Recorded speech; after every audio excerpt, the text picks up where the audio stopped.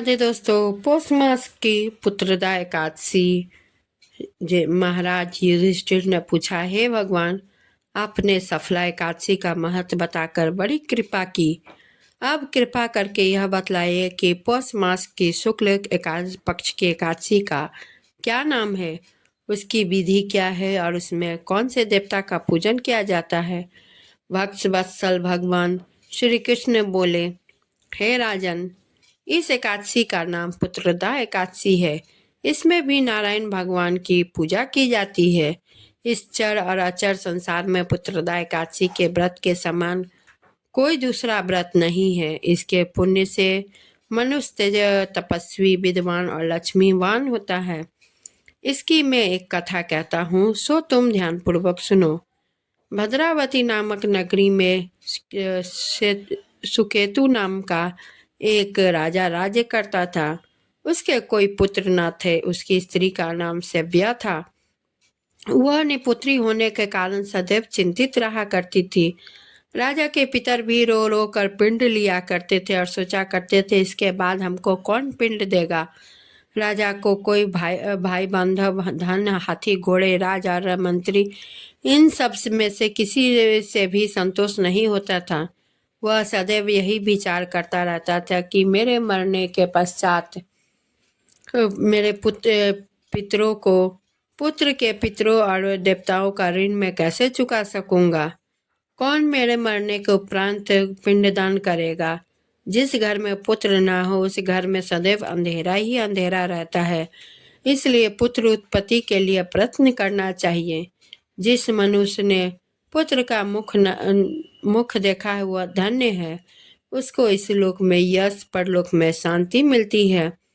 अर्थात दोनों लोग सुधर जाते हैं। पूर्व जन्म के कर्म से ही इस जन्म में पुत्र धन प्राप्ति होती है। राजा इसी प्रकार रात दिन चिंता करने में लगा रहता था।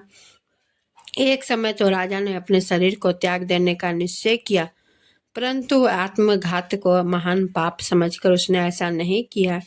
एक दिन राजा ऐसा ही विचार करता हुआ अपने घोड़े पर चढ़कर वन को चल दिया तथा पक्षियों और वृक्षों को देखने लगा।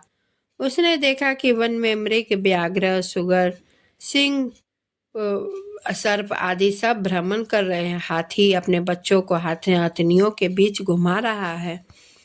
इस वन में कहीं तो गिद्ध अपने कर्कश स्वर में बोल रहे हैं, कहीं उल्लू ध्वनि कर रहे हैं। वन के दृश्यों को देखकर राजा सोच विचार में लग गया। इसी प्रकार आधा दिन बीत गया। वह सोचने लगा कि मैंने कई यज्ञ किए, ब्राह्मणों को स्वादिष्ट भोजन से तृप्त किया, फिर भी मुझको दुख प्राप्त हुआ है। क्यों पता नहीं। राजा प्यास के मारे अत्यंत दुखी हो गया और पानी की तलाश में इधर उधर फिरने लगा। थोड़ी दूर पर राजा ने एक सरोवर देखा। उस सरोवर में कमल खिले थे तथा सारस, हंस, मगरमच्छ आदि विहार कर रहे थे। उस सरोवर के चारों तरफ मुनियों के आश्रम बने हुए थे। उसी समय राजा के दाहिने अंग फरकने लगा। राजा शुभ शकुन समझकर घोड़े से उतरकर मुनियों को दंडवत प्रणाम करके बैठ गया। राजा को देखकर मुनियों ने कहा, हे राजन, हम तुमसे अत्यंत प्रसन्न हैं। तुम्हारी क्या इच्छा है सो कहो। राजा ने पूछा, महाराज, आप कौन हैं और किस लिए यहाँ आए हैं? कृपा करके मुझे बतलाइए। मुनि कहने लगे, हे राजन, आज संतान देने वाली पुत्रदा एकादशी है। हम लोग विश्वदेव के हैं और इस सरोवर में स्नान करने के लिए आए हैं। यह सुनकर राजा कहने लगा कि महाराज, मेरे भी कोई संतान नहीं है। यदि आप मुझ पर प्रसन्न हो तो एक पुत्र का वरदान दीजिए। मुनि बोले, हे राजन, आज पुत्रदा एकादशी है।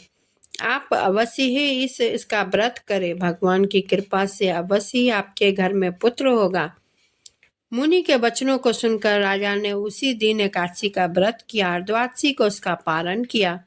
इसके पश्चात मुनियों को प्रणाम करके महल में वापस आ गया।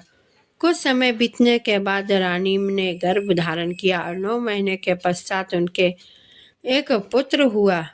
वह राजकुमार अत्यंत शूरवीर, यशस्वी और प्रजापालक हुआ। श्री कृष्ण बोले, हे राजन, पुत्र की प्राप्ति के लिए पुत्रदा एकादशी का व्रत करना चाहिए। जो मनुष्य इस महत्व को पढ़ता है या सुनता है उसे अंत में स्वर्ग की प्राप्ति होती है। तो दोस्तों, पौष मास की पुत्रदा एकादशी का यही उल्लेख है और आप सभी भी पुत्रदा एकादशी अवश्य करें।